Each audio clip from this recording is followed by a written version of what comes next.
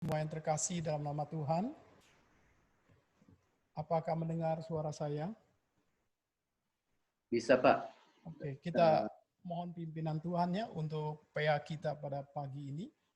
Mari kita berdoa.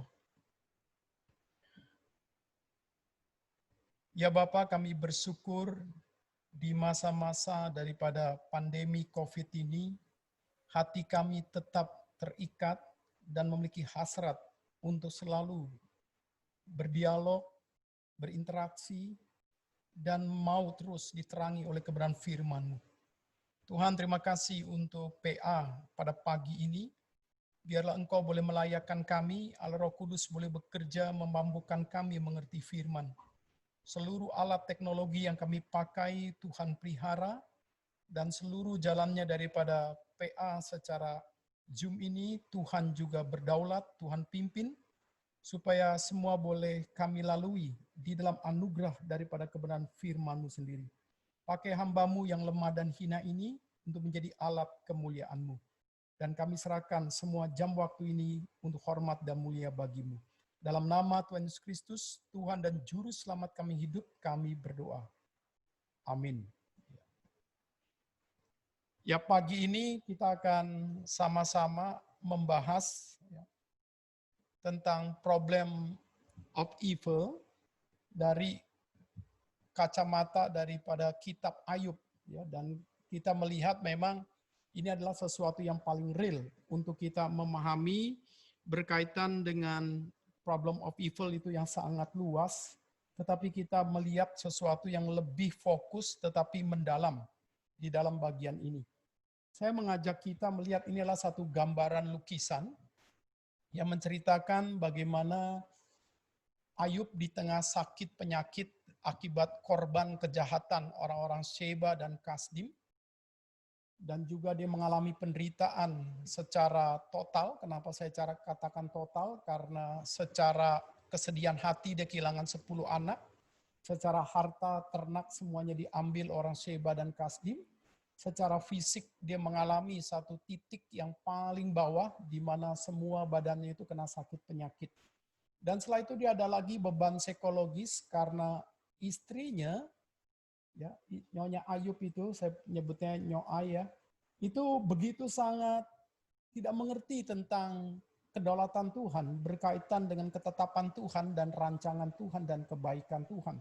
Jadi dia menyalahkan Tuhan dan dia menyalahkan Ayub untuk tetap salehnya. Nah, untuk membahas ini lebih jauh, saya mengajak kepada kita semua membaca dari Ayub 1 ayat 21. Ayub 1 ayat 21, saya akan baca, Bapak Saudara baca di tempat di mana kita berada. Katanya, dengan telanjang aku keluar dari kandungan ibuku. Dengan telanjang juga aku akan kembali ke dalamnya. Tuhan yang memberi, Tuhan yang mengambil, terpujilah nama Tuhan. Nah, ini Tuhan yang memberi, Tuhan yang mengambil, terpujilah nama Tuhan. Jadi terpujilah nama Tuhan. Ayub 2 ayat 10, tetapi jawab Ayub kepadanya, engkau berbicara seperti perempuan gila. Apakah kita mau menerima yang baik dari Allah, tetapi tidak mau menerima yang buruk? Dalam kesemuanya itu, Ayub tidak berbuat dosa dengan bibirnya. Kejadian 50 ayat 20, memang kamu telah mereka-rekakan yang jahat terhadap aku, tetapi Allah mereka-rekakan untuk kebaikan dengan maksud melakukan seperti yang terjadi sekarang ini, yaitu memelihara hidup suatu bangsa yang besar.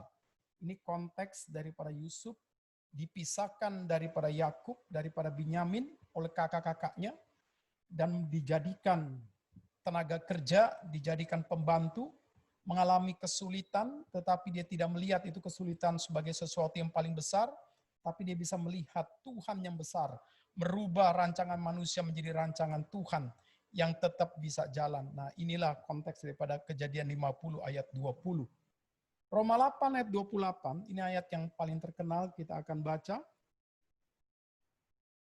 Kita tahu sekarang bahwa Allah turut bekerja dalam segala sesuatu untuk mendatangkan kebaikan Bagi mereka yang mengasihi Dia, yaitu bagi mereka yang terpanggil sesuai dengan rencana Allah.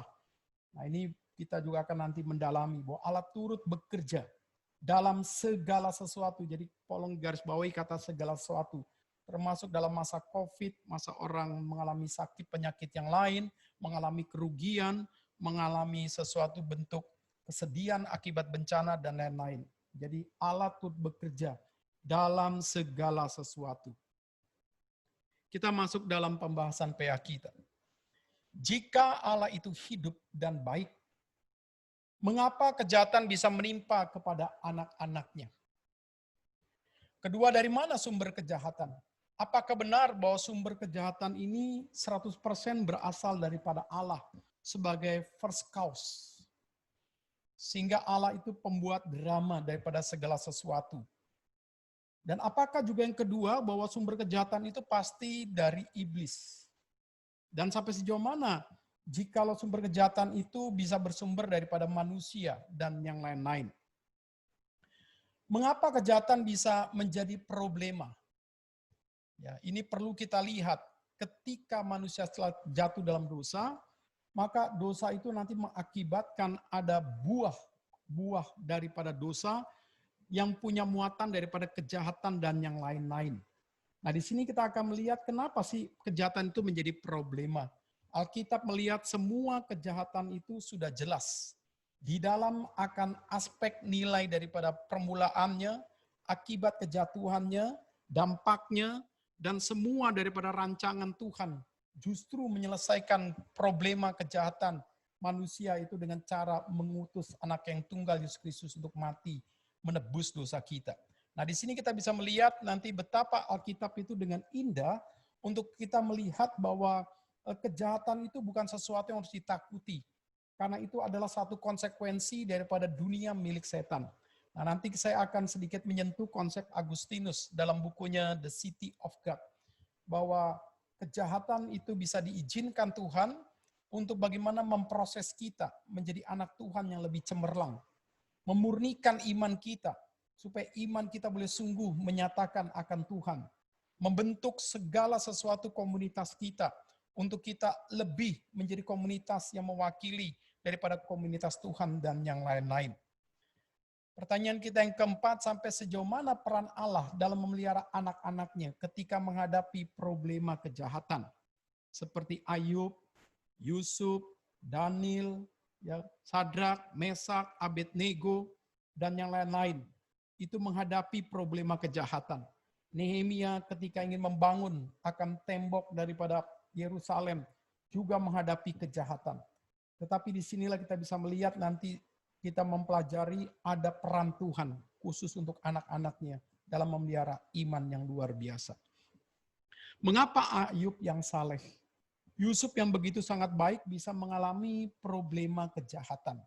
Apakah Ayub disebut korban daripada kejahatan? Yusuf juga korban daripada kejahatan kakak-kakaknya. Apakah ini bisa disebut korban? Nah, bagaimana sebetulnya Alkitab melihat kalau ini bukan korban? Ya, nanti kita akan dalami ini semua. Ya. Kita masuk dalam pembahasan kita yang pertama, kita nyatukan dulu perspektif kita. Dosa dan sumber kejahatan. Alkitab dengan jelas mengatakan bahwa kejahatan adalah buah daripada dosa. Jadi Galatia 5 ayat 19 sampai 21, 1 Korintus 3 ayat 3, Efesus 5 ayat 3, Kolose 3 ayat 5, Yakobus 3 ayat 14 dan 15, termasuk juga di sini Matius 15 ayat 18 sampai 20 dan 1 Korintus 11 ayat 19 dan 1 Korintus 6 ayat 9 dengan jelas mengatakan bahwa kejahatan ini adalah sesuatu akibat daripada manusia setelah jatuh dalam dosa.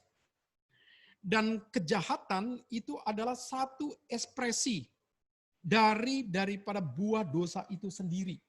Jadi di sini kita bisa melihat yang disebut jahat dari kacamata Alkitab adalah bukan pada waktu mulai berbuah secara sikap, tetapi berbuah secara berpikir pun, berbuah secara nilai daripada kehendak, berbuah daripada nilai rasa pun, itu sudah menjadi sesuatu kejahatan dalam nilai hati seseorang.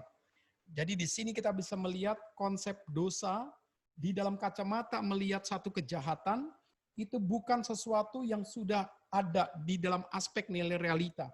Tapi Tuhan dalam kematahuannya sudah bisa melihat bahwa kejahatan itu sudah ada dalam cara berpikir seorang. Dan cara merasa dan cara bersikap. Oleh karena itulah di sini kita setuju sekali akhirnya bisa mendefinisikan bahwa kejahatan itu tidak pernah berdiri sendiri. Jadi apa artinya? Artinya begini, waktu orang berbuat jahat tidak bisa dia sembarang langsung mengatakan, maaf saya tidak sadari kejahatan saya. Maaf saya lagi lupa. Maaf saya lagi begini. Tidak. Kejahatan ketika tidak berdiri sendiri itu artinya kejahatan adalah satu akumulasi daripada natur manusia yang sudah berdosa. Jadi ekspresi orang berdosa dalam naturnya itu adalah satu bagian yang menyangkut daripada dirinya. Pertama, dengan latar belakang dia punya kehidupan, kebiasaan, stimulasi daripada relasi dia, baik melalui orang-orang tertentu, melalui percakapan, melalui daripada sosial media. Sehingga pada waktu kejahatan itu seperti jadi, itu adalah sesuatu yang memang karena manusia itu punya benih dosa. Nah benih itu akan terus keluar dalam bentuk kejahatan-kejahatan, dalam pola berpikir, pola rasa, dan pola sikap, dan yang lain-lain. Nah jadi di sini saudara, manusia berdosa pasti akan selalu berpikir tentang kejahatan. Apakah orang Kristen yang sudah ditebus oleh Yesus Kristus masih bisa melakukan kejahatan yang berbuah maut? Nah di sini artinya begini Bapak Saudara. Apa yang membedakan kita ketika kita menjadi orang Kristen sudah ditebus oleh Yesus Kristus dan orang non-Kristen yang tidak hidup di dalam kemerdekaan Kristus? Nah di sini bedanya adalah quality difference-nya. Apa artinya? Artinya di sini kita bisa melihat bahwa orang Kristen pada waktu jatuh dalam dosa, itu bukan rancangan Tuhan.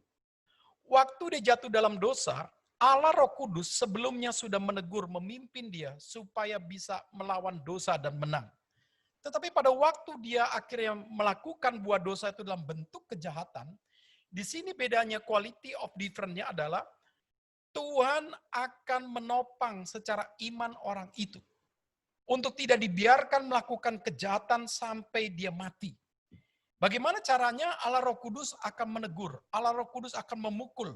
Seperti dalam Ibrani 12 ayat 11, Tuhan bisa memakai ganjaran dari Tuhan yang mendatangkan kesulitan bagi seorang, mendatangkan satu penderitaan supaya orang itu boleh sungguh-sungguh bertobat dan kembali kepada Tuhan.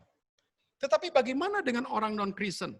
Orang non-Kristen yang belum sungguh-sungguh dimerdekakan dalam Kristus, mereka bisa seperti bertobat, tapi secara hati nurani, secara umum. Tapi apakah mereka sungguh-sungguh merdeka daripada dosa itu? Tidak. Mereka hanya mengikat daripada seluruh bagian mereka di dalam hati nurani, dan mereka tidak berbuat dosa, mungkin karena berpikir daripada hukum karma, malu, dan segala sesuatu, sehingga tidak dikaitkan dengan takut akan Tuhan.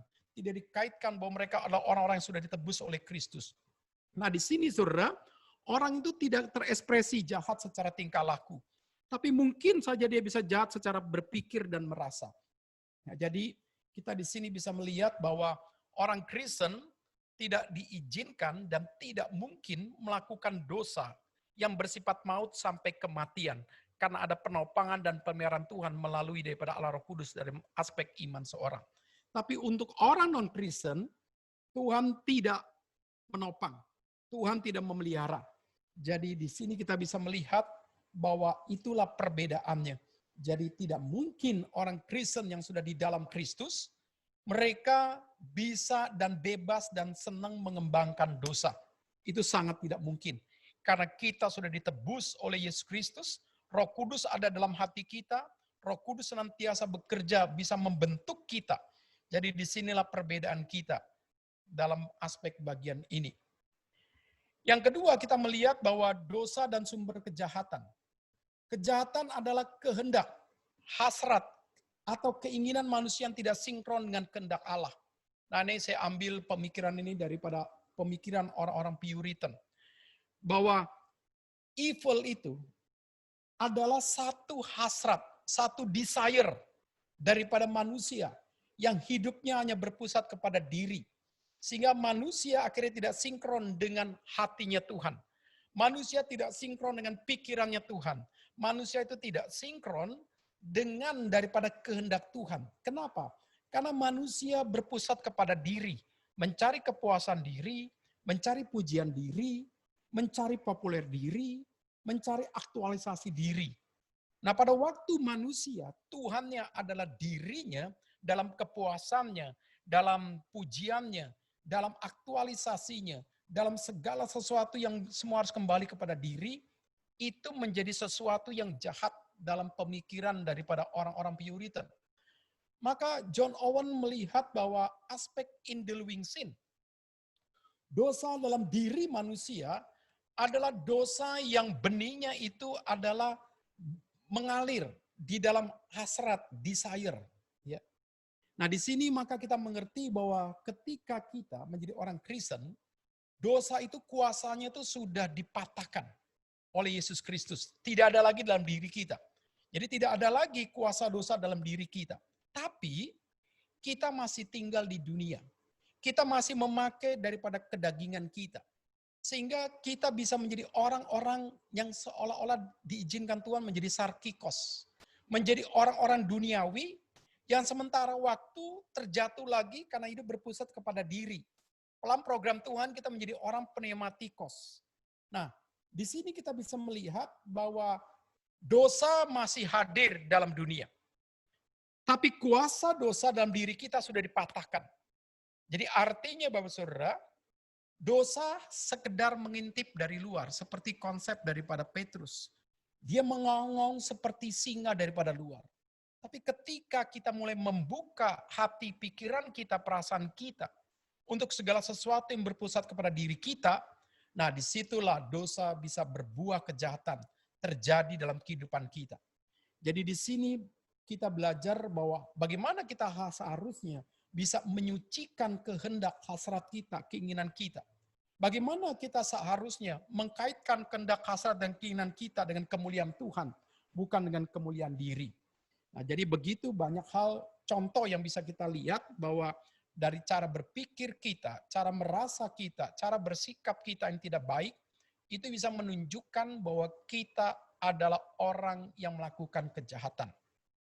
Kejadian 4 ayat 7 tentang Kain dan Habel, kita bisa melihat di sini bagaimana Kain sudah ditegur oleh Tuhan.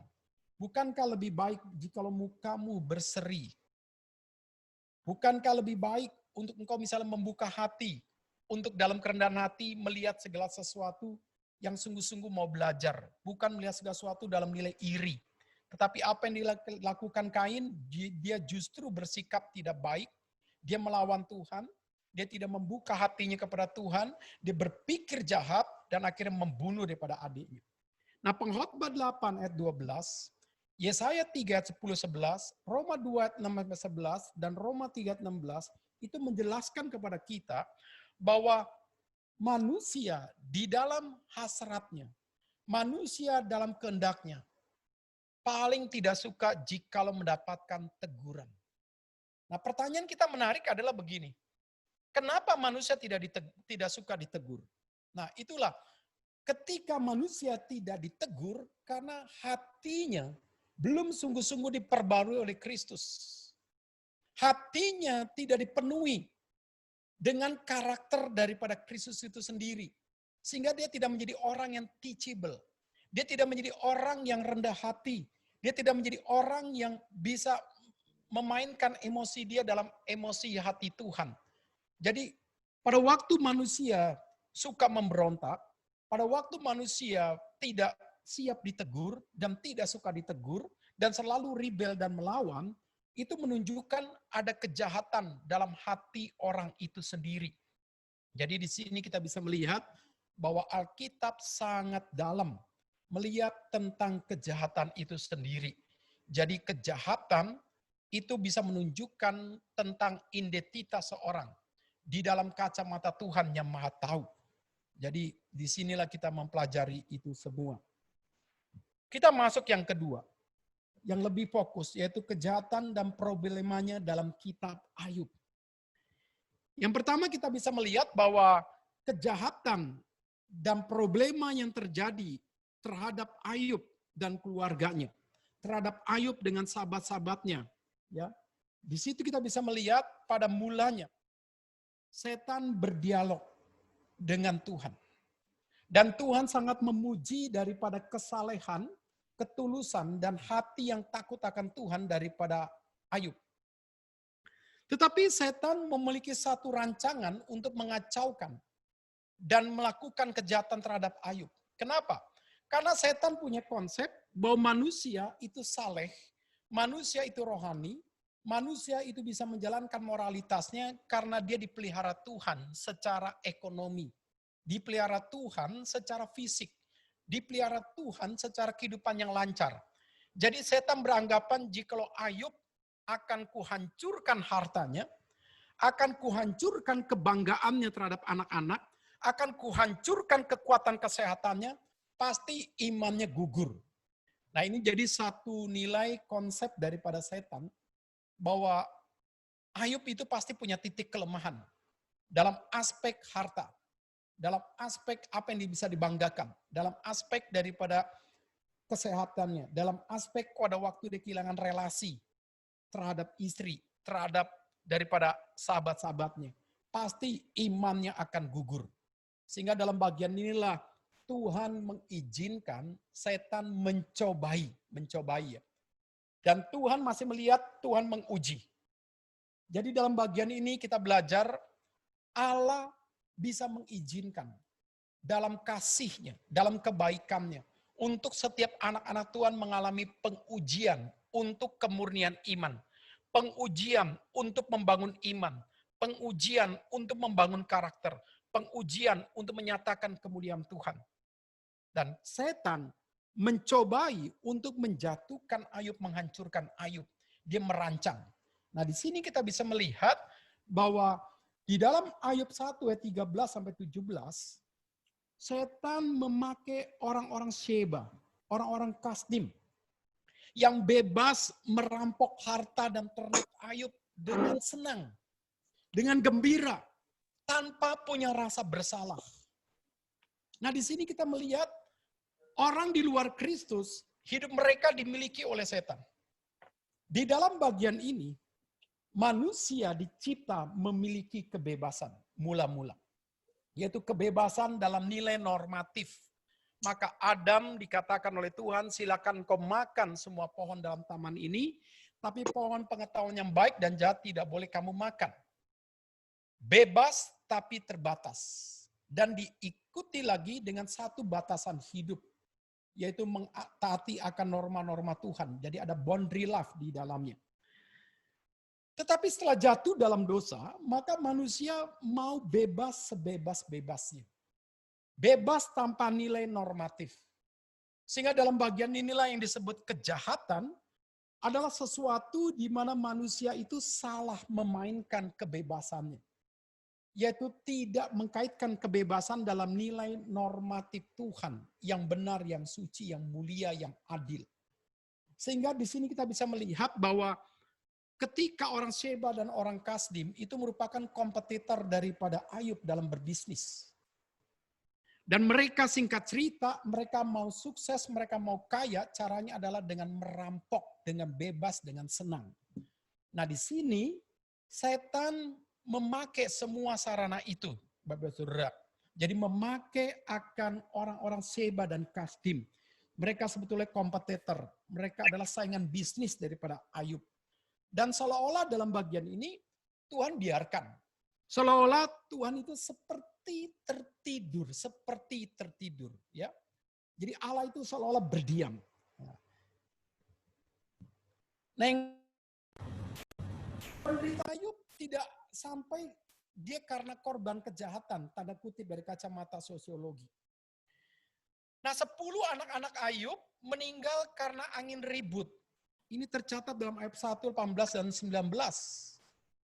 Ditambah lagi dalam bagian ini berarti Ayub itu kan sangat mengasihi 10 anak-anaknya. Anaknya ini hampir setiap hari dugem, setiap hari pesta, setiap hari senang-senang tanpa kesucian Tuhan. Dan setiap hari Ayub bangun pagi-pagi memberikan korban penghapusan dosa untuk mereka. Jadi Ayub adalah ayah yang baik dalam bagian ini. Tapi Ayub bukan ayah yang benar dalam bagian ini. Saya ulangi. Ayub ayah yang baik. Dia memberikan perhatian. Dia memberikan belas kasihan. Tetapi Ayub bukan ayah yang benar. Kenapa? Dia tidak menegur dosa anak-anaknya. Dia tidak mendidik anak-anaknya untuk hidup takut akan Tuhan. Nah, jadi dalam bagian ini kalau orang tanya kepada kita, dampak kejahatan daripada Sheba dan Kasdim ternyata diikuti lagi dengan dampak penderitaan secara perasaan, secara psikis. Karena Ayub harus kehilangan daripada 10 anak-anaknya. Kenapa Tuhan izinkan ini? Bukankah bahwa setiap anak Tuhan yang sungguh-sungguh ada di dalam pemeliharaan Tuhan? Kenapa adanya COVID, ada hamba Tuhan, ada anak-anak Tuhan yang meninggal? Kenapa ada juga anak-anak yang meninggal juga? Ya, misalnya secara tidak langsung karena COVID, di mana dia sudah isolasi di rumah, akhirnya kena penyakit juga. Bukankah dia anak Tuhan? Kenapa Tuhan bisa izinkan ini? Nah, kalau dalam konteks Ayub, ketika Tuhan mengizinkan itu semua, karena memang anak-anak Ayub hidupnya tidak mengenal Tuhan. Anak-anak Ayub hidupnya tidak takut akan Tuhan. Jadi Tuhan membiarkan hukum alam mencabut atau mengizinkan semuanya itu untuk anak Ayub sampai mati. Jadi Tuhan membiarkan.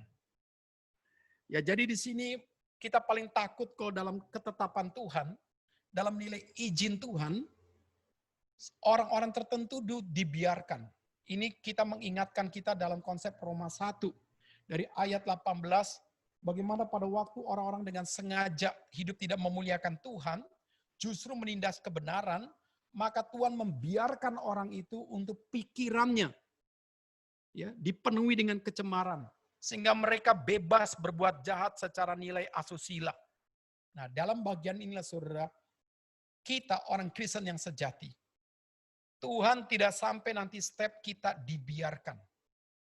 Jadi kita boleh mendapatkan ketetapan Tuhan, kita diizinkan Tuhan, tetapi kita tidak akan dibiarkan. Kalau dibiarkan itu berarti tidak ada penopangan daripada Allah dan tidak ada pemeliharaan daripada Allah Roh Kudus. Yang ketiga, Ayub secara fisik mengalami sakit bara yang busuk seperti bisul. Ya, Ayub 2, 6 dan 7. Jadi dalam bagian ini saudara, seluruh kejahatan itu sudah terjadi. Seluruh penderitaan itu makin dalam. Dan sekarang makin nyata melalui daripada fisik, daripada Ayub. Bagaimana dia sakit. Nah di sini saudara kita melihat setan merancang kekacauan itu. Setan merancang akan semua kejahatan terjadi untuk Ayub. Dan dalam bagian ini tadi yang kita baca, Ayub dalam bagian itu tidak berbuat dosa. Tetap Ayub kuat dalam Tuhan dan memandang Tuhan di balik semua masalah itu. Apakah berhenti sampai di situ? Ternyata tidak. Penderitaan Ayub datang lagi dari nyonya Ayub, Nyoai, yang menyalahkan Tuhan dan Ayub, dan ini tercatat dalam Ayub 2, 9, 10, masihkah engkau terus dalam kehidupan kesalehanmu? Masihkah engkau terus dalam hidup akan takut akan Tuhan? Kutukilah dia. Nah ini saudara, istri yang tidak baik, pasti. Kenapa imannya tidak selevel dengan Ayub? Nah ini bentuk kegagalan Ayub dalam mendidik anak-anak dan mendidik istri. Jadi tidak punya konsep keseimbangan. Jadi dalam bagian inilah saudara, nyonya Ayub ini tidak memiliki konsep iman yang benar. Tidak memiliki konsep teologi yang benar. Sehingga di sini saya bisa katakan bahwa Nyoai ini memiliki konsep beragama yang diikat dengan konsep take and give. Apa arti take and give? Jadi seolah-olah kalau dia sudah memberikan sesuatu yang baik, Tuhan akan membalas. Kalau aku sudah taat ke gereja, Tuhan engkau berikan aku kekuatan, engkau berikan aku kesehatan, engkau memberikan aku anugerah yang berlimpah, engkau pelihara keluargaku, pelihara suamiku, pelihara istriku. Kalau engkau menggagalkan ini semua, aku tidak akan taat kepada engkau. Jadi konsepnya take and give. Nah ini banyak saudara, konsep teologi yang dibangun dalam konsep take and give. Engkau memberikan 100.000, Tuhan akan memberikan kepada engkau berjuta-juta dalam memberikan persembahan. Engkau semakin taat, engkau akan semakin sehat. Engkau akan semakin sukses. Engkau akan semakin menjadi orang yang brilian. Jadi ketaatan dikaitkan dengan sesuatu yang bersifat mau diminta. Ada aspek take and give. Padahal taat adalah panggilan daripada karakter rohani kita. Taat bukan berpikir untuk mencapai apa yang mau kita minta daripada Tuhan. Tidak. Taat adalah ekspresi kerohanian kita. Jadi dalam bagian ini, hati-hati saudara, bahwa ada orang beragama tetapi salah dalam mengerti tentang inti kebenaran itu. Sehingga pada waktu diuji mengalami kesulitan, waktu diuji mengalami bentuk seperti COVID sekarang, baru terbongkar semuanya. Mempertanyakan Tuhan. Dan sampai parahnya bukan hanya mempertanyakan Tuhan, menyalahkan Tuhan. Yang lebih parah lagi, menyalahkan lingkungan, menyalahkan orang dekat. Begitu. Jadi tidak sedikit akibat COVID ini, banyak orang tidak punya hasrat beribadah. Walaupun dipakai Zoom, pakai YouTube dan lain-lain. Seolah-olah dia mempertanyakan Tuhan. Tuhan, kalau engkau Allah yang hidup, engkau Allah yang berkuasa, bukankah engkau mau dan mampu mengatasi COVID ini? Ya, saya pakai istilah juga nanti keluar itu. Allah yang mampu, Allah yang mau. Allah yang mau, Allah yang mampu. Jadi Tuhan, bukankah engkau Allah yang mampu? Engkau Allah yang bisa. Dan engkau pasti mau supaya kami ini hidup dalam damai sejahtera-Mu. Atasi Tuhan daripada COVID ini. Maka pendekatan ini selalu pakai pendekatan miracle. Pakai pendekatan mujizat, mujizat, mujizat, mujizat. Jadi seolah-olah memaksa Tuhan. Alam Tuhan bisa mengizinkan semuanya ini. Tuhan bisa untuk orang dunia dibiarkan. Tapi untuk kita dipelihara. Sehingga Tuhan ingin melihat apakah ketaatan kita jalankan dengan rela atau tidak. Apakah dalam masa sulit ini kita tetap bisa menikmati Tuhan dalam keterbatasan. Tetapi disitulah kita melihat bahwa kita ibadah bukan diikat oleh ruang dan waktu. Kita ibadah itu diikat hati kita terhadap janji Tuhan. Jadi ibadah itu bersifat individual. Ibadah bersifat komunitas. Secara nilai daripada hati kita. Tetapi saudara, ibadah juga bisa mengikat tubuh Kristus. Nah itu yang pasti kita rindukan semua akan terjadi. Kalau di dalam masa pandemi ini, akhirnya vaksin sudah ditemukan, obat sudah ditemukan. Pasti ada satu kerinduan yang mau meluap-luap untuk ibadah secara tubuh Kristus bersama-sama. Nah kembali lagi dalam pembahasan kita. Berhenti di situ? Tidak. Elipas, Bildad, dan Jofar, Elbiso, menyalahkan Ayub. Ini terdapat dalam Ayub pasal 3 sampai 31, saudara. Jadi di sini kita bisa melihat perdebatan begitu sangat dalam. Bahwa Ayub ini mengalami penderitaan akibat kejahatan orang-orang Sheba dan Kasdim karena berdosa. Jadi konsepnya bagi Elipas, Bildad, dan Jofar, mereka beranggapan bahwa semua penderitaan itu karena dosa. Semua yang mendatangkan yang tidak teratur, yang mendatangkan tidak baik, sakit penyakit, kamu jatuh miskin, kamu hidup tidak harmonis, dan lain-lain. Semua karena dosa. Semua karena dosa. Nah jadi Bapak Saudara, di sini kita melihat bahwa teman-teman Ayub, sahabat-sahabat Ayub, Elipas, Bildad, dan Jofar, mereka orang yang belajar teologi. Tapi sayang sekali belum tuntas. Belajar teologi tetapi sudah berani, belum mengerti apa-apa, berdebat secara teologis. Akhirnya mereka memakai teologi untuk menyalahkan Ayub. Dalam teologi yang mereka pakai adalah teologi yang salah. Nah di sini kita belajar bahwa berkaitan dengan COVID, apakah COVID ini semua bisa dikaitkan jikalau terjadi untuk kehidupan manusia. Yang akhirnya ada hamba Tuhan yang sakit, anak-anak Tuhan yang sakit, bahkan tidak sedikit yang mati. Apakah bisa kita kategorikan bahwa mereka sakit semua akibat dosa? Kalau kita mengerti teologi, sebetulnya tidak bisa kita langsung punya penghakiman seperti itu. Kenapa demikian? Lihatlah dalam peristiwa Yusuf. Yusuf bisa mengatakan, engkau mereka-rekakan yang jahat terhadap aku, kakak-kakakku. Tetapi Tuhan merubah semua itu. Untuk bagaimana Tuhan tetap menggenapkan kehendaknya, dan aku akhirnya bisa melihara suatu bangsa yang besar. Jadi Yusuf melihat dan meresponi semua kejahatan yang dilakukan oleh kakak-kakaknya. Semua dalam nilai kedaulatan Tuhan dan izin Tuhan. Dan di sini dia melihat bahwa ketetapan Tuhan tidak akan bisa dikalahkan oleh ketetapan manusia dalam nilai kejahatannya.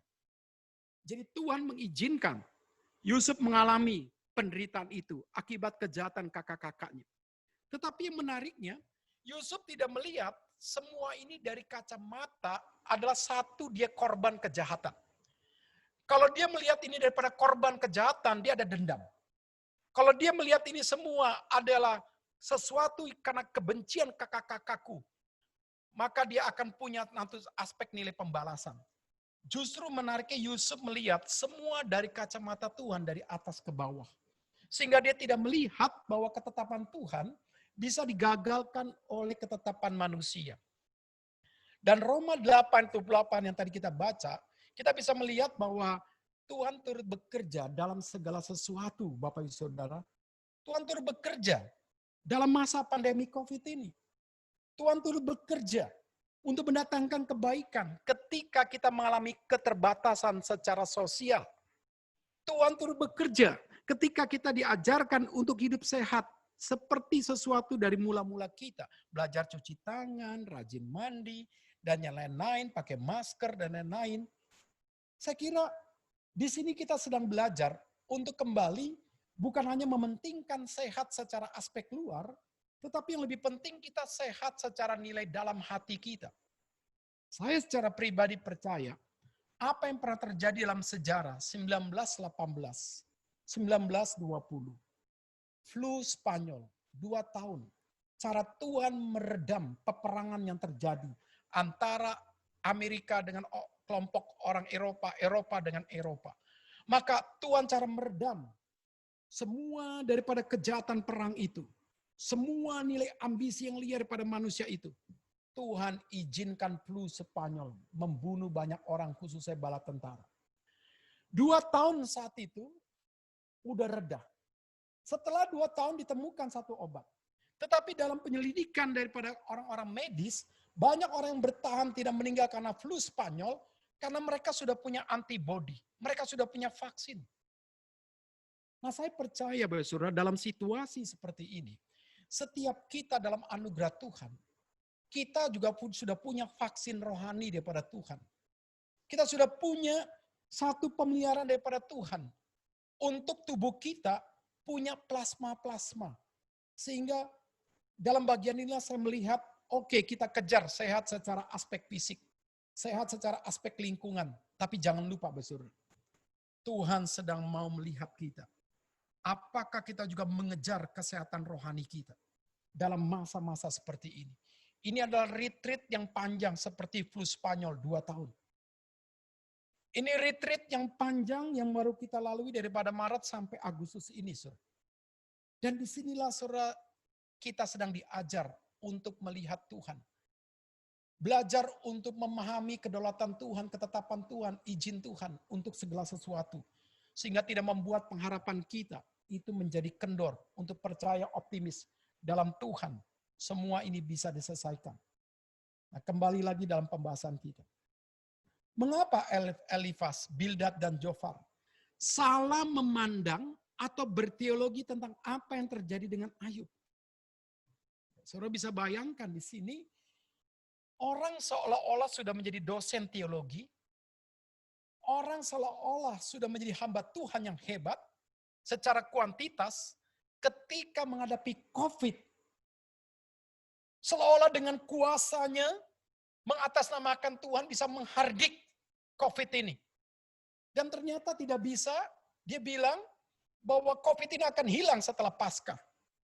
Pembicara Indonesia, pembicara di Amerika, Argentina, semuanya mengklaim bahwa COVID ini akan hilang. COVID ini akan hancur. Ini ada rancangan setan, ada rancangan Lucifer. Ini kuasa setan akan kita taklukkan dalam nama Tuhan Yesus. Ternyata setelah Paskah masih ada. Pertanyaan kita, kenapa salah berteologi? Nah, di dalam bagian ini, saudara, kita melihat daripada Elifas, Bildad, dan Jofar secara cepat, ya. Kita melihat tuduhan daripada Elifas. Pertama, dia mengejek kesetiaan Ayub.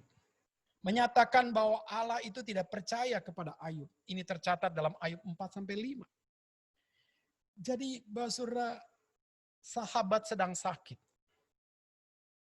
Kenapa justru berdebat teologi? Dan kenapa menyerang daripada soal keimanan daripada Ayub? Ini dilakukan oleh Elifas. Yang kedua, menyatakan Ayub itu sombong. Jangan takut kepada Allah. Ayub 15. Jadi saudara, dalam bagian ini seolah-olah Ayub itu orang kaya yang sombong. Kamu tuh tidak bisa bagaimana mengayomi pengusaha-pengusaha yang belum jadi. Kamu terlalu bersifat serakah, menguasai daripada seluruh bisnismu. Hidupmu tidak takut akan Tuhan, karena engkau memakai banyak cara untuk menguntungkan dirimu. Ketiga, dia menuduh Ayub sebagai orang yang serakah, tidak adil, serta menyatakan bahwa manusia tidak berguna bagi Allah. Ya, jadi itu ada dalam Ayub 22. Nah, Bapak Saudara melihat bagian ini tusukan yang paling dalam. Mereka tidak mendalami daripada hati dan iman daripada Ayub. Khususnya Elifas dalam bagian yang pertama ini. Justru menyalahkan. Ini sangat tidak baik. Yang kedua, kita bisa melihat Bildad. Bildad menyatakan bahwa anak-anak Ayub ditimpa bencana karena mereka berbuat dosa. Ini ada konten benarnya. Tapi bukan berarti semua itu akibat dosa juga terhadap Ayub. Jadi seolah-olah menyatakan bahwa Ayub tidak percaya Allah karena hal ini. Ayub 8. Ayub percaya. Tapi jangan sampai dituduh bahwa kaitan antara anak berdosa pasti ayah berdosa. Ayah berdosa, pasti anak berdosa. Belum tentu. Dosa itu bersifat individual. Jadi kalau anak berdosa, bukan berarti ayah berdosa. Kalau anak itu gagal dalam menjalankan hidup kesalehan, bukan berarti ayahnya yang saleh semuanya palsu. Itu bukan begitu. Nah, ini Bildad punya konsep begitu. Jadi artinya bahwa saudara, ketika kita menjadi orang yang percaya, kita sungguh-sungguh dalam Tuhan, Tuhan misalnya mengizinkan anak kita tidak menjadi orang yang saleh, gitu ya. Jangan kita juga merasa seperti tertuduh. Ini pasti karena kesalahanku palsu. Tidak, saudara. Jadi artinya ketika orang-orang sudah dewasa dalam Tuhan, setiap kita bisa tahu dalam aspek nilai individu pribadi orang itulah dia bertanggung jawab untuk setiap tingkah lakunya. Tugas kita adalah sebagai orang tua, sebagai ayah, seorang ibu, sebagai partner, sahabat. Kita terus mengingatkan orang ini, kita bimbing untuk kembali kepada Tuhan. Jadi kadang-kadang kacamata orang luar tuh melihatnya begitu, saudara. Equal. Anak berdosa, pasti ayah berdosa. Ayah berdosa, pasti anak berdosa. Pelan-pelan bukan gitu. Itu kacamata Bildad yang salah. Kedua, dia menyatakan berbuat dosa. Ya, ayat 18. Nah, dalam bagian ini saudara sangat kejam sekali. Menghakimi Ayub disebut dia juga berdosa karena konsep yang salah. Ketiga, menyatakan bahwa kesetiaan manusia tidak ada gunanya di hadapan Allah. Ayub 25. Ternyata kesetiaanmu Ayub adalah kesetiaan lahiriah. Lihatlah, akibat kesetiaanmu tidak sungguh-sungguh jujur dan tidak tulus, Tuhan sekarang menyatakan keadilan kepada engkau. Nah, kembali lagi saudara. Kita setia. Bukan karena ingin mengharapkan semua berarti semua harus baik setelah itu. Tidak. Kita setia, kembali lagi, itulah karakter rohani kita. Kita setia Itulah wujud daripada identitas kita. Jadi kesetiaan kita tidak pernah tergantung dengan apapun yang terjadi di luar. Karena itulah panggilan rohani kita. Dan ini konsep Bildad yang salah. Kita lihat Jofar. Jofar menuduh Ayub mengatakan hal-hal yang kosong. Dan menyuruhnya tidak berbuat jahat lagi. Jadi seolah-olah dikatakan perkataan Ayub itu, perbuatan Ayub itu kosong. Seperti dia tidak mengenal Tuhan katanya. Jadi diminta Ayub tidak lagi berbuat jahat melalui perkataan dan yang lain-lain. Dan menyatakan bahwa Ayub jahat dan senang berbuat dosa. Nah ini adalah sesuatu tuduhan yang sangat-sangat menyakitkan lagi. Karena seolah-olah Ayub membiarkan dosa anak-anaknya. Jadi Ayub bukan membiarkan dosa anak-anaknya, dia tidak berani menegur dosa anak-anaknya. Ya. Jadi disinilah Bapak Saudara, jangan lupa, jikalau kita anak Tuhan, kita punya peran garam dan terang, maka dalam komunitas kita yang kecil di rumah, kita tidak boleh membiarkan dosa itu berkembang. Kita tidak boleh membiarkan dosa itu hadir. Kita tidak boleh membiarkan dosa itu hadir di tempat kerja kita, tempat bisnis kita, lingkungan kita.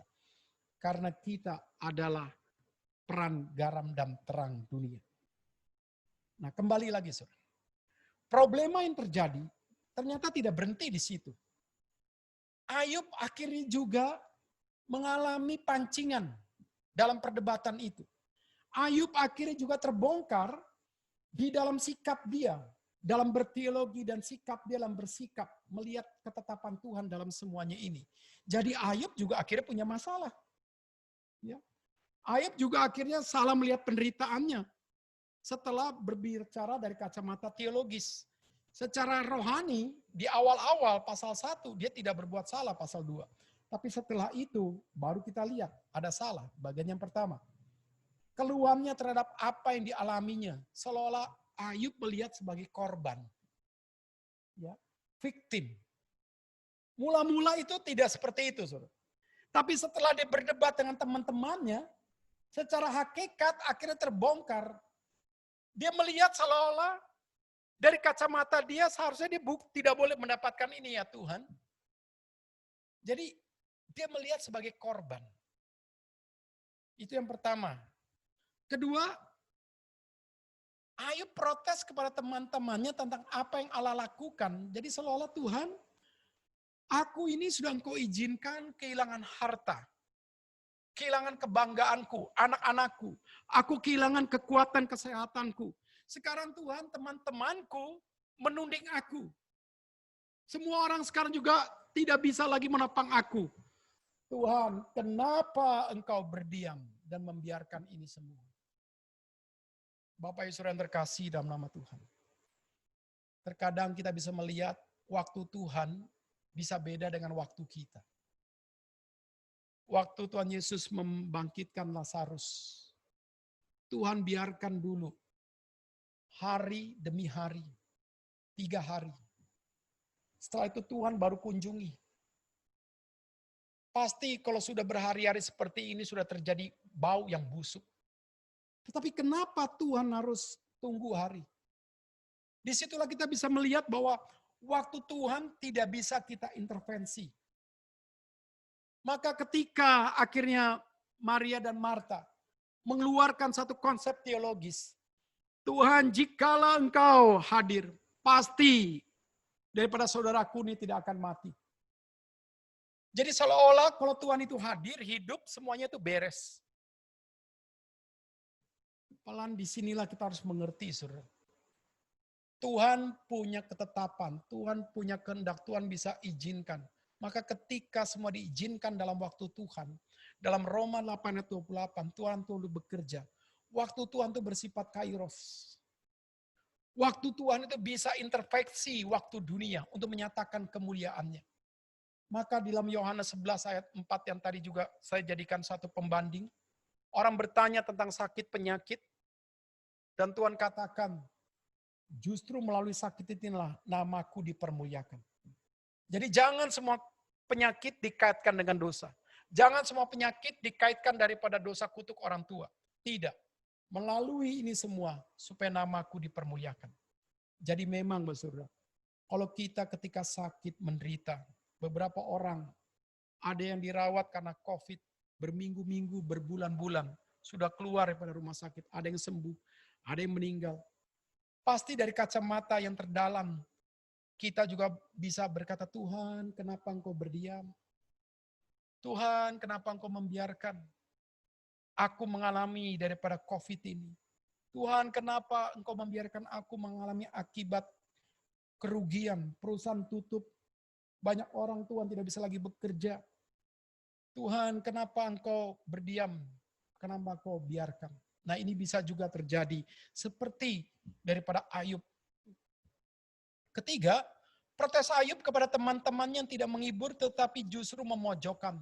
Jadi cara Ayub protes itu juga dia terpancing jadi perang kata-kata, Saudara. Perang kata-kata. Nah, disinilah Saudara hati-hati.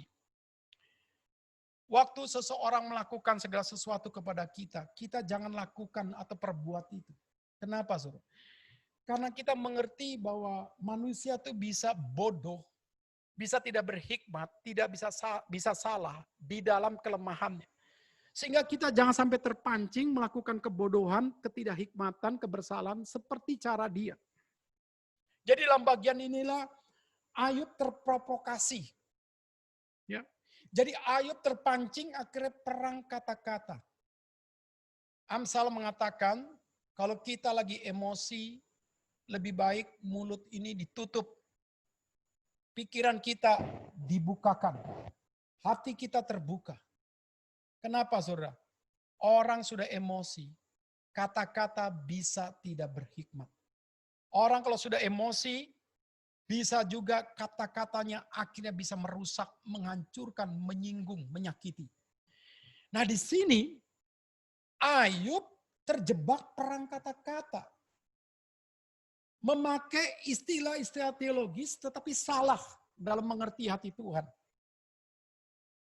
Nah, ini hati-hati. Jadi dalam kehidupan suami istri, dalam pendidikan kita terhadap anak-anak, itu juga bisa terjadi perang kata-kata. Tidak sedikit, banyak sekarang juga orang konflik. Ini konspirasi. Kamu percaya bahwa ini benar-benar ada virus? Ini konspirasi. Supaya obat laku. Orang-orang menemukan vaksin laku. Ya. Jadi terjadi perang kata-kata secara sosial media. Terjadi perang kata-kata secara nilai daripada tulisan demi tulisan. Nah, di dalam bagian ini secara hati-hati. Firman Tuhan bukan untuk diperdebatkan. Tuhan Yesus bilang, jangan memberikan berlian atau intan kepada babi. Supaya apa, saudara? Supaya jangan dianggap murahan. Dan kalau engkau memberitakan Injil, engkau ditolak, kebaskan kakimu. Apa artinya? Jangan berita firman dijadikan perdebatan yang tanda kutip tidak baik. Dan sekarang kita lihat di YouTube, saudara. Pendeta dengan pendeta saling menyerang terus yang nggak karuan. Ada yang mengaku rektor tertentu, mengaku seorang rohaniwan tertentu, menyalahkan siapa yang percaya Allah itu satu dalam 3 pribadi. Itu sesat. Konsep bapak-bapak gereja yang menyatakan konsep Allah Tritunggal itu sesat. Waduh, Saudara. Ini yang ngomong dia mengaku rektor STT, S3. Tetapi Saudara bisa lihat dia membongkar sendiri kebobrokan teologi dia. Alkitab memang tidak menyatakan disebut namanya Allah itu Tritunggal. Tapi boleh kita melihat dari perspektif filosofi menyatukan baptislah mereka dalam nama Bapa, Putra, dan Roh Kudus. Itu berarti Allah Tritunggal. Jadi mari kita mencipta manusia, mari kita. Itu berarti bentuk jamak Allah Tritunggal. Jadi ada seorang hamba Tuhan akhir berdebat, akhir mempermalukan diri sendiri, akhir mempermalukan kita semua. Mereka lupa. Alkitab, firman Tuhan bukan untuk diperdebatkan. Alkitab itu untuk kita beritakan. Alkitab untuk kita nyatakan. Merebut orang-orang berdosa untuk kembali kepada Tuhan. Untuk membangun iman seorang. Jadi kalau sampai seperti ini, saudara, banyak orang dalam sosial media sudah kebablasan. Memakai YouTube untuk dirinya dilihat, itu dosa sekali. Untuk perdebatan, paling dalam bagian telah kebongkar semua kebobrokan teologisnya. Keempat, Protes Ayub langsung kepada Allah untuk apa yang dia alami. Akhirnya Ayub protes. Bapak Ibu Saudara terkasih dalam nama Tuhan. Di sini kita bisa melihat problematik kejahatan yang terjadi. Akhirnya bukan saja aspek luar yang mengalami problem. Manusia secara pribadi akhirnya kebongkar semua akar masalah. Nah di sini Ayub pun sampai protes. Nah kita belajar saudara. Penderitaan yang dialami Ayub mendorongnya memberanikan diri untuk membela perkaranya di hadapan Tuhan. Ayub 13. Seolah-olah dia defend dengan Tuhan. Dia bangun semua pembelaan diri. Nah kembali lagi saudara. Ini sesuatu yang tidak baik. Keyakinan akan kesalahannya menjadikan dia percaya bahwa dia tidak pantas mendapatkan penderitaan. Ayub 13 ayat 2-24. Ayub merasa ketidakadilan terjadi kepadanya. Dan Allah berdiam diri atas apa yang dialami. Tuhan, kenapa engkau berdiam? Kenapa engkau biarkan orang-orang Seba, orang-orang Kasdim merampok? Kenapa sahabat-sahabatku menyalahkan aku? Nah, menarik pada Ayub 38:42. Setelah perdebatan panjang terjadi antara Ayub dan teman-temannya, di sini Allah mulai menjawab perkara Ayub. Ya. Allah mulai menjawab perkara Ayub memakai satu gambaran figuratif tentang sesuatu yang dalam kelemah lembutan. Jadi Ayub tidak ditegur sama Tuhan secara langsung, tetapi Ayub ditegur Tuhan memakai Elihu, anak muda, yang sangat muda, tetapi sungguh memiliki teologi yang benar. Tapi sungguh memiliki hati yang benar dalam Tuhan. Nah dia dipakai Tuhan. Nah dari gambaran kisah Ayub, mana yang mewakili konsep di bawah ini? Nah ini kita melihat ya. Problem kejahatan dalam aspek nilai filosofi. Filsafat. Dalam pemikiran orang-orang daripada Epicurus. Daripada pemikiran orang-orang seperti daripada Calbat. Semua bisa terungkap. Saudara. Ya, John Hick juga sempat membahas tentang problem of evil. Ya, Agustinus juga membahas. Nah, di sini kita lihat bagian pertama. Allah itu mampu, Allah Maha Kuasa. Menghapus kejahatan manusia, tetapi tidak mau. Nah, jadi Allah dianggap Allah yang kejam. Nah, ini konsep berpikir daripada Nyonya Ayub, Nyoai. Sebetulnya Allah itu sanggup, Ayub.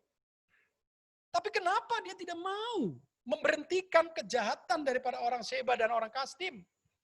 Kenapa dia tidak membiarkan, dia tidak memprotek anak-anak kita? Harusnya angin ribut itu bisa di stop. Berarti menunjukkan Allah itu kejam. Kenapa engkau masih saleh? Kenapa engkau masih berdoa kepada Tuhan? Kutuk dia saja.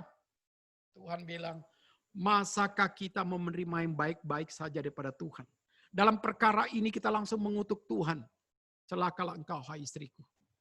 Ayub bikin KKR kepada istrinya. Nah jadi saudara, bisa bagian pertama ini terjadi kepada siapapun juga. Jadi terhadap COVID ini juga. Tidak sedikit orang salahkan Tuhan. Ya. Mal-mal ada yang jalan baru 50%, 60%. Belum bisa sampai 100%. Ada yang tutup karena dia sewa dan lain-lain. Tetapi di lain pihak ada orang yang muncul bisnismen baru secara online. Jadi ini imbang. Jadi Tuhan sedang merubah dunia secara total dalam konsep pandang, dalam konsep cara, dalam konsep pendekatan. Ada orang marketing sekarang bisa laku, konsultan marketing. Kenapa? Dia pendekatannya digital, pendekatan media, pendekatannya online. Bukan face to face. Penjualan juga, semua bersifat online. Jadi saudara dalam bagian inilah ketika orang gagal melihat terobosan yang harus kita kerjakan. Ketika orang gagal punya terobosan iman, terobosan berpikir dalam masa pandemi COVID ini, dia akhirnya melihat dirinya seperti Nyonya Ayub. Bisa salahkan Tuhan, salahkan suami, salahkan lingkungan, bla bla bla bla.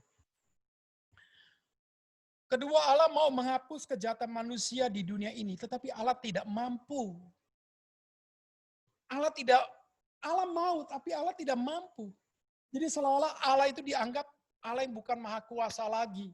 Jadi zaman sekarang berarti dibutuhkan adalah Superman, Wonder Woman, Avatar. Kenapa? Allah itu sudah jauh di sana. Ya, tetapi Allah sudah jauh. Jadi jangan mengharapkan lagi mengandalkan Tuhan. Yang diperlukan adalah manusia super. Sistem berbisnis yang supra sistem.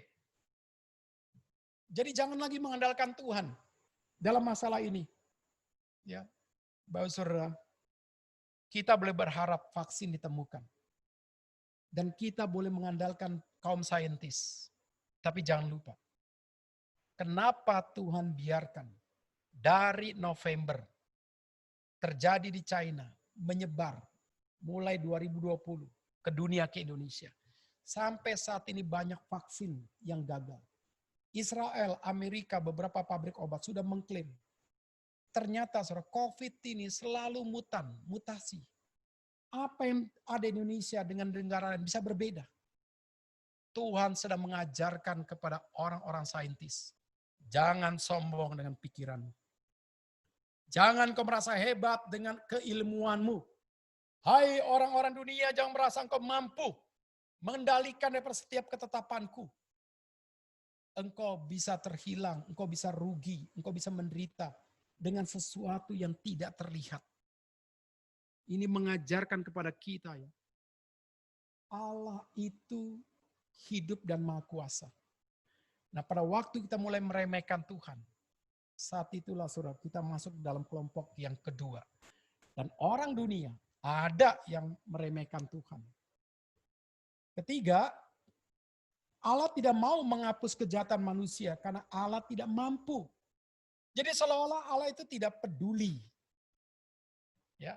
Jadi Allah itu tidak peduli. Ya, jadi Allah tidak mau menghapus. Kalau Allah itu berkuasa, sebetulnya biarkanlah semua kejahatan hilang di dunia. Sehingga tidak ada lagi polisi, tidak lagi tentara. Tidak perlu lagi rumah kita itu ada pintu diborgol dan sesuatu. Dikunci. Kenapa? Kita seperti masuk dalam golden life, dalam konsep daripada eskatologi yang salah dalam orang tertentu. Mengatakan semua kejahatan sudah dikunci. Setan sudah diikat. Ya, tetapi kalau ini sekarang terjadi, itu membuktikan Allah itu tidak peduli. Kenapa engkau masih beribadah kepada Tuhan? Kenapa hari Minggu masih beribadah? Kenapa hari tertentu seperti saat ini masih ikut Zoom dan lain-lain? Keempat, Allah mau menghapus kejahatan manusia dan Allah mampu. Allah itu adil. Ini konsep Eliphaz, Bildad, dan Zofar. Allah mau dan Allah mampu. Buktinya, lihatlah. Engkau mengalami kejahatan gara-gara orang Sheba dan Kasdim. Anak-anakmu hilang, engkau mendapatkan penderitaan. Karena engkau mendapatkan keadilan Tuhan. Nah, Bapak dan Saudara, Allah mau, iya. Dalam rancangannya, dalam waktu Tuhan. Allah mampu, iya. Tapi ketika segala sesuatu hanya dilihat dari kacamata keadilan, ini bisa bahaya. Berarti kita mengeneralisasi. Semua orang yang mati hamba Tuhan, anak Tuhan karena COVID. Itu semua karena dosa. Kenapa saudara kita bilang karena dosa? Karena kacamata kita melihat segala sesuatu hanya melihat dari kacamata keadilan. Padahal mungkinkah ada anak-anak Tuhan, hamba-hamba Tuhan yang meninggal karena gara COVID? Sebetulnya ada rancangan Tuhan melalui kemuliaannya dinyatakan. Mungkin. Siapa yang paling tahu pribadi orang itu? Siapa yang paling tahu komunitas terkecil pada orang itu? Sehingga kita tidak boleh dengan gampang menghakimi setiap orang. Dan juga kita tidak boleh dengan mudah menyatakan, saya ini anak Tuhan, saya diprotek Tuhan. Buktinya saya sudah lewati 3-4 bulan. Saya ini sehat. Ini membuktikan saya mendapatkan belas kasihan Tuhan. Tidak ada keadilan Tuhan. Terlalu sombong. Jadi dalam bagian saudara, ketika kita melihat gambaran pada kisah Ayub, kita melihat gambaran daripada COVID yang terjadi. Jadi 4 dalil ini, epistemologi daripada semua berpikir kejahatan, daripada dalil lepas dalil. Jadi di sini kita melihat terminologinya daripada 4 bagian ini. Ya. Jadi kalau ini salah, salahlah sikap kita. Karena salah konsep pandang kita, melihat problema kejahatan itu. Oke, kita lanjut sekarang. Bagaimana cara Tuhan menyelesaikan problema kejahatan yang terjadi dalam kisah Ayub? Ini yang paling penting. Bagaimana cara Tuhan menyelesaikan problem kejahatan yang terjadi dalam masa COVID ini? Ada orang saling menyakiti, ada orang mengalihkan banyak cara. Banyak orang akhirnya merampok. Ya, banyak orang yang akhirnya tidak datang kepada Tuhan. Bisa terjadi. Nah, dalam konsep kisah Ayub, Tuhan menampilkan Elihu menjadi corongnya Tuhan. Elihu berkata, tetapi orang tidak bertanya di mana Allah yang membuat aku, yang memberi nyanyian pujian di waktu malam. Elihu minta kepada Ayub, jangan mempertanyakan Tuhan. Jangan seolah-olah engkau ingin koreksi Tuhan. Coba. Allah itu tidak berdiam, Ayub. Allah itu tidak membiarkan engkau. Waktu engkau masih bisa berbicara, waktu engkau tetap bisa menarik napas hidup, Allah itu hadir, Allah itu ada. Allah yang mencipta engkau, Allah akan menopang engkau, engkau the image of God Tuhan. Kalau engkau masih tetap bisa berinteraksi dengan Tuhan dalam kebenarannya, jiwamu tetap masih bisa mau melihat Tuhan, itu membuktikan ada nyanyian pujian yang Tuhan berikan dalam hatimu, Ayub. Jadi di sini saudara, Elihu masih muda, tapi dia punya teologi tentang Tuhan, teologi hidup itu sangat dalam. Jadi kita selalu melihat apa yang di luar, kita tidak melihat apa yang di dalam, saudara. Ya.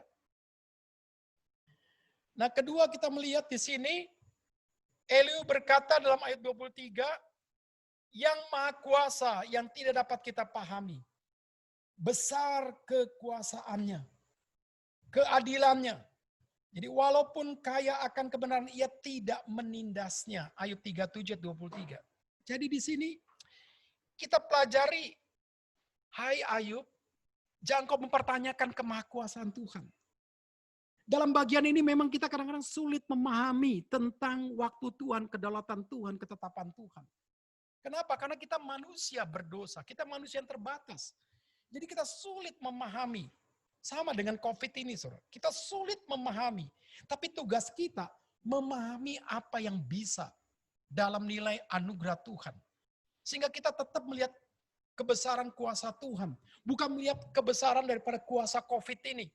Kalau kita melihat COVID yang besar ini, yang berkuasa ini membuat kita akhirnya menjadi orang-orang parno. Membuat kita menjadi orang-orang yang tanda kutip, saudara, aneh khawatirnya tanpa iman, berlebihan.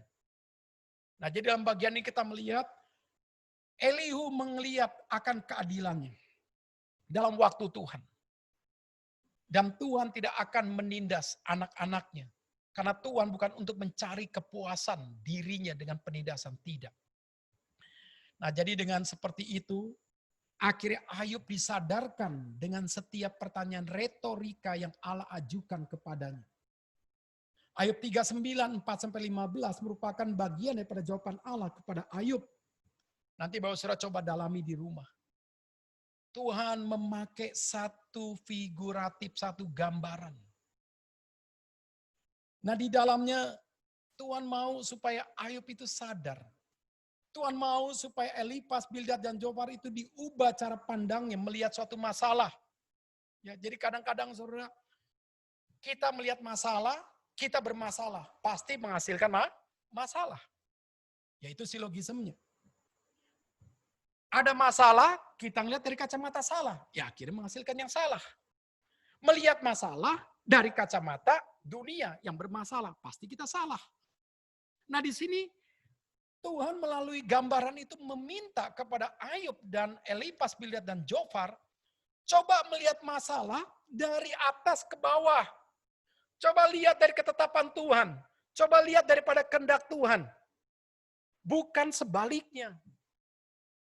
Nah disinilah saudara kadang-kadang kalau kita melihat masalah dari bawah ke atas, akhirnya kita melihat masalah itu jadi besar.